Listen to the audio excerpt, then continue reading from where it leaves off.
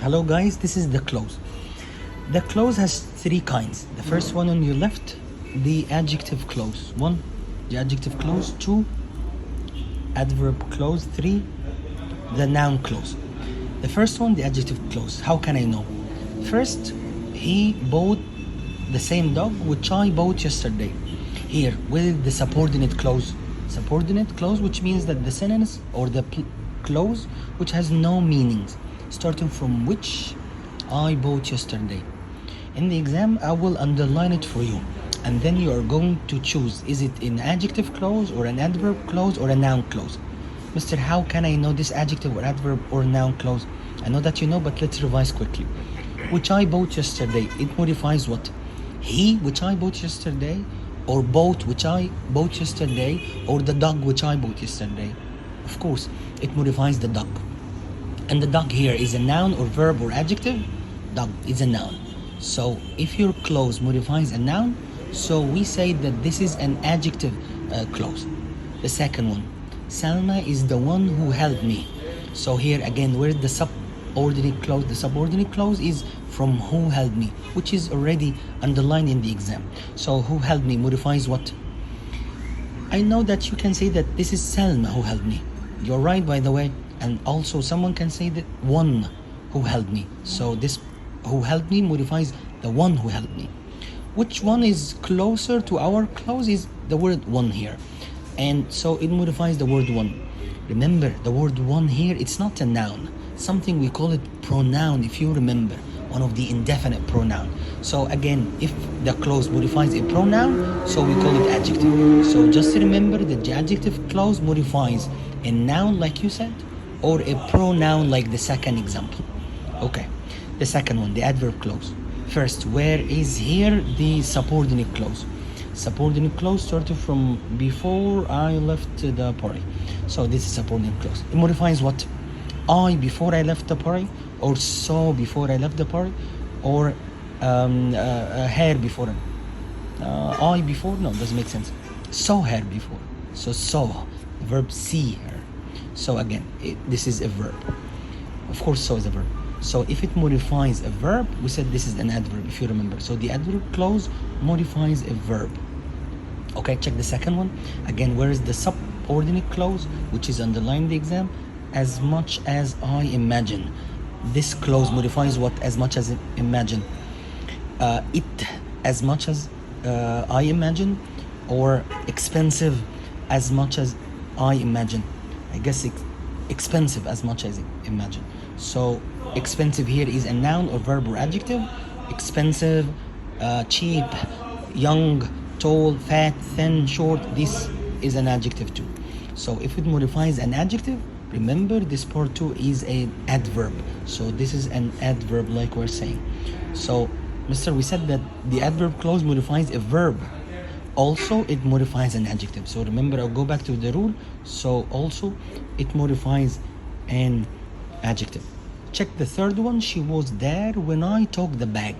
So the subordinate clause here is when I took the bag. By the way, you can be asked in the exam about this clause. Is it independent or subordinate? So if it has no meanings like that one, so this is a subordinate clause. So when I took the bag modifies she when I took the bag, or was when I took the bag, or there when I took the bag. So there when I took the bag. She was there when I took the bag. So it modifies the word there. If I ask this difficult question, what part of speech is there? There is not a verb and it's not a noun. I don't know if you will be surprised when I say that this is, it expresses the place. So this is an adverb, remember that. So if it modifies an adverb, so it's an adverb too. Surprise, but it's too old. If the clause modifies an adverb, so it's an adverb too. So the adverb clause modifies either a verb or an adjective, or the third one, which is an adverb. So can an adverb modifies an adverb? This is old, but we say yes. The third one, which is the most difficult one, and I know that you're waiting for this one, the noun clause. Again here, where is the subordinate clause? I guess starts with that one, so that the teacher made us a hard quiz. How can I know that this one is a noun clause? Okay, this is tricky, but let's wait. If you find it the clause comes at the beginning and it's followed by a verb like this one, caused, so This is the verb, and this whole part acts like a subject. So if it acts as a subject, so remember it's a noun. So the noun clause, so I can write here acts as, and remember as is subject. So always at the beginning and followed by a verb. This one trick. So if this clause at the beginning followed by a verb, so this a subject, so it's a noun clause. The second one, I can do whatever you want. So again, the subordinate here is whatever you want. Again, this part here. If you get back to I is a subject, and can do is a verb. So when I ask the verb what can you do? So whatever you want. This is an object, if you remember. If you ask a what, so it's an object. Again here, this clause acts like an object. So if it follows a verb and acts like an object, so we say that this is a noun clause. So the noun clause acts as a subject or as an object. How can I know it's object? Always after the verb, ask what. If it answer, I can do what. So whatever you want. So this is an object. The noun clause. So the noun clause acts as a subject or object. Check the third one. She is happy. And the subordinate here is from that she got the full mark. That she got the full mark. So here, this clause acts as what? I don't know. She is the subject and is supposed to be a verb. And here there is no object. If you remember, after the verb to be, no object. So what's that part?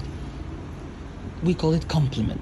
So again, remember, if this clause acts like a complement, what's meant by complement? It completes the meaning. So if you take that out, she's happy. Why she's happy? That she got the full mark. So it acts like a complement.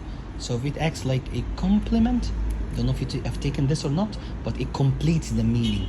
So if this part came after verb to be, this one trick, so we call it complement. It completes the meaning, and we say that this is a noun clause. So quickly, the noun clause, most difficult one, comes at the beginning and again is followed by a verb, so it acts like a subject. So this is again a noun clause. If it comes after the verb and you ask the verb what, so it's an object, so it's a noun clause. If it comes after verb to be specially and it completes the meaning, so it's complement, so again it's a noun clause. Okay, thank you guys.